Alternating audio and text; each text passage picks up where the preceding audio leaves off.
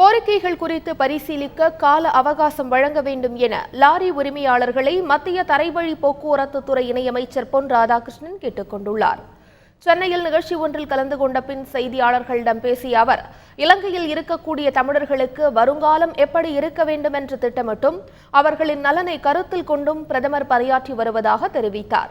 Lorry வேலைநிறுத்தம் தொடர்பான கேள்விக்கு பதிலளித்த பொன் ராதாகிருஷ்ணன், இந்தியாவில் மொத்தம் 48 லட்சம் கிலோமீட்டர் சாலைகள் உள்ளதாகவும் அதில் 2% அதாவது 97,000 கிலோமீட்டர் மட்டுமே தேசிய நெடுஞ்சாலைத்துறையின் கீழ் வருவதாக தெரிவித்தார். ஆகையால் 2 மற்றும் 4 வழிச்சாலைகளை 6 வழிச்சாலைகளாக மாற்ற சுங்க கட்டணம் அவசியம் என்று கூறினார். லாரிகள் வேலை நிறுத்தத்தால் அத்தியாவசிய பொருட்களின் விலை ஏறக்கூடிய நிலை இருப்பதாகவும், எனவே லாரி உரிமையாளர்கள் தங்களின் கோரிக்கைகள் குறித்து பரிசீலிக்க மத்திய அரசுக்கு போதிய கால அவகாசம் கொடுக்க வேண்டும் என்றும் கேட்டுக்கொண்டார். திரும்ப அவருடன் கேட்டுக்கொள்வது, இந்த வேலை நிறுத்தத்தின் காரணமாக நேற்றைய 1 கோடி முட்டை தேக்கப்பட்டிருக்குது அப்படிங்கிறாங்க.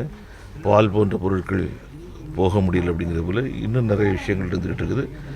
இது தேவையற்ற ஒரு விலை உயர்வை ஏற்படுத்தக்கூடிய ஒரு விஷயமா இருந்துகிட்டது.